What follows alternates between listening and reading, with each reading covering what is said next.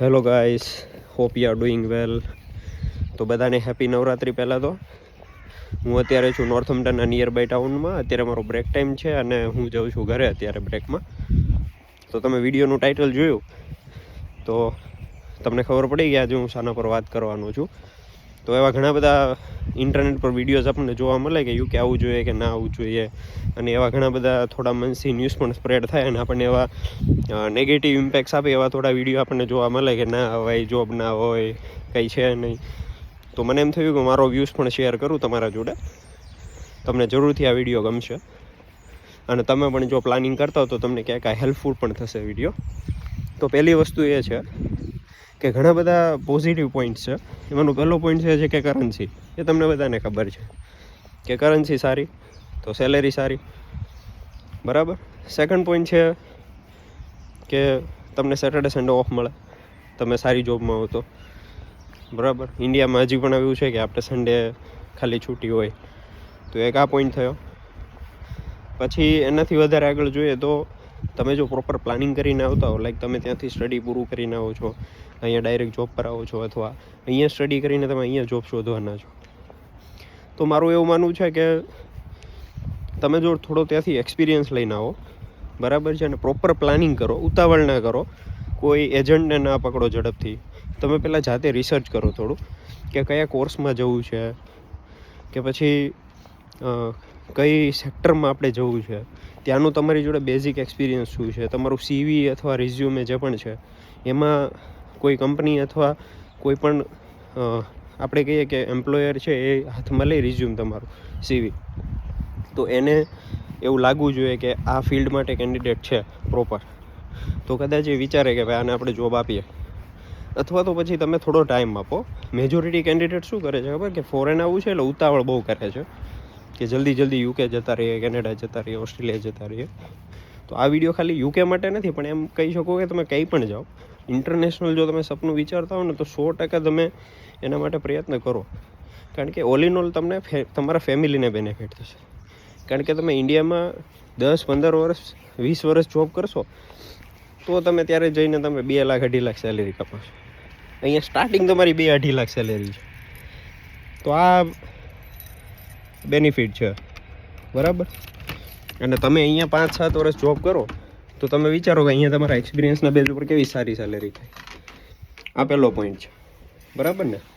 પછી બીજું મને એવું લાગે છે કે તમે અહીંયા આવો, એકાદ કંપનીમાં જોબ કરો, ત્યાં થોડો એક્સપિરિયન્સ લઈને પછી બીજી કંપનીમાં જમ્પ મારો, બરાબર. પછી તમે જોબની સાથે સાથે ખાલી એમ જ નહીં કે જોબ કર્યા કરો, પણ તમે થોડી સ્કિલ ડેવલપ કરો તમારા અંદર.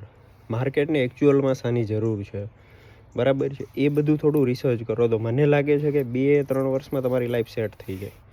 એટલે જે પેલું આપણે નેગેટિવ ઇમ્પેક્ટ્સ વિડીયોમાં મળે ને કે ના આવવું જોઈએ ને જોબ ના મળે, એવું કંઈ નથી.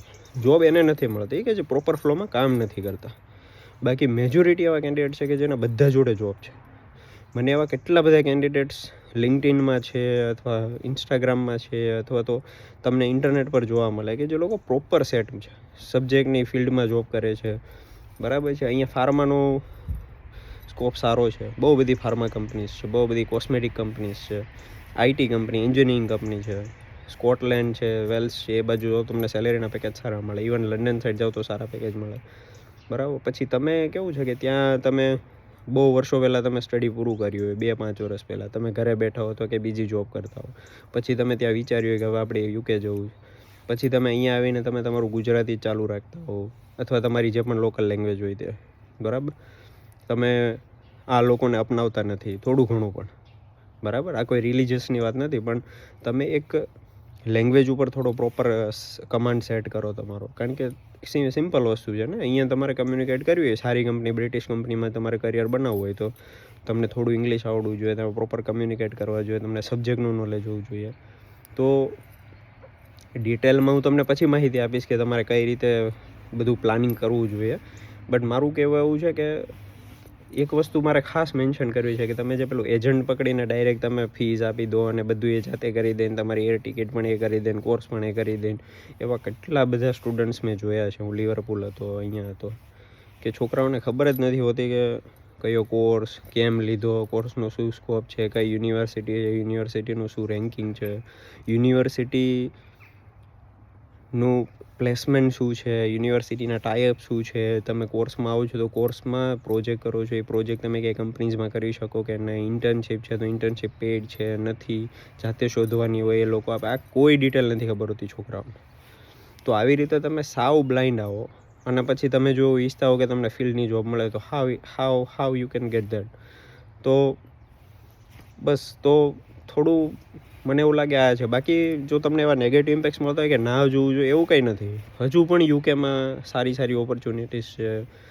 ખાસ હું યુકેની વાત કરું કારણ કે મેં જોયું છે અને હું જ કન્ટિન્યુઅસ સર્ચ કરું છું કે લિંક્ડઇનમાં આપણને દરેક જગ્યાએ બધા સારા તમે અહીંયાના લોકોનું નેટવર્ક બનાવો, અહીંયાના જે સબ્જેક્ટ એક્સપર્ટ હોય એનું બનાવો. તમે ઇન્ટરનેટ પર દરેક કંપની સર્ચ કરો, દરેક કંપનીના ડિપાર્ટમેન્ટ છે, એના હેડ છે, એના પેજ ફોલો કરો, એ આખું નેટવર્ક ક્રિએટ કરો. આ બધામાં વાર લાગે તો તમારે ઇનપુટ આપવો પડે થોડો.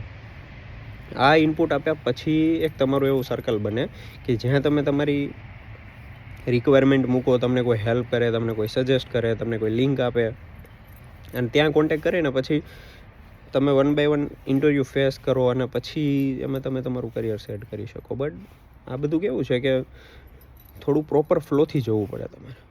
તો આ ફ્લો કઈ રીતે મેન્ટેન કરવો એ હું તમને નેક્સ્ટ વિડીયોમાં કહીશ. તો આપણે 1 by 1 જઈએ કે હું તમને કહીશ કે પહેલાં તો તમે યુનિવર્સિટીમાં કોર્સ માટે કઈ રીતે તમે એક જનરલ આઈડિયા આપીશ. પછી હું મારો સબ્જેક્ટ છે એના ઉપર હું તમને આઈડિયા આપીશ કે તમે સબ્જેક્ટ, કારણ કે હું માઇક્રોબાયોલોજી બેકગ્રાઉન્ડમાં છું, તો એમાં કઈ રીતે તમે ફોકસ કરી શકો યુનિવર્સિટી સર્ચ કરવામાં. કોસ્મેટિક્સ છે, ફાર્મા છે, ડ્રગ ડિસ્કવરી છે, બરાબર, એન્જિનિયરિંગ છે. અને પછી એમાંથી તમે આગળ કઈ રીતે તમારું લિંક્ડઇન પર નેટવર્ક ક્રિએટ કરી શકો, તમે જોબ કઈ રીતે સર્ચ કરો, જોબની એપ્લિકેશન્સ કઈ રીતે કરવી. તો વિડીયો સાથે બન્યા રહો. આ વિડીયો હું અત્યારે એન્ડ કરું છું. મારો બ્રેક ટાઈમ શરૂ થઈ ગયો છે, મારે ફરી કંપનીએ જવાનું છે રિટર્ન. આજે વેધર બહુ સરસ છે, તમે જુઓ. આમ થોડો આપણને સનલાઇટ લાગે પણ એકચ્યુઅલમાં અત્યારે 6 ડિગ્રી જેટલું ટેમ્પરેચર છે. મારી જોબ સવારે 5:45 હોય તો હું મોર્નિંગ શિફ્ટમાં કામ કરું છું. મારી કંપની 24 અવર્સ રનિંગ છે, તો મેં મોર્નિંગ શિફ્ટ ચૂઝ કરેલી છે. તો મારે ફરી 2 o'clock મારી જોબ ફિનિશ થઈ જશે. તો તમે જુઓ કે 5:45 જાઓ, કલાક ઘરે બ્રેક, ફરી પાછું 2:15 જોબ ફિનિશ અને 2:15 પછી totally free, Saturday Sunday of. તો આ આખો ધીરે ધીરે તમને આ બધા બેનિફિટ્સ મળતા રહે.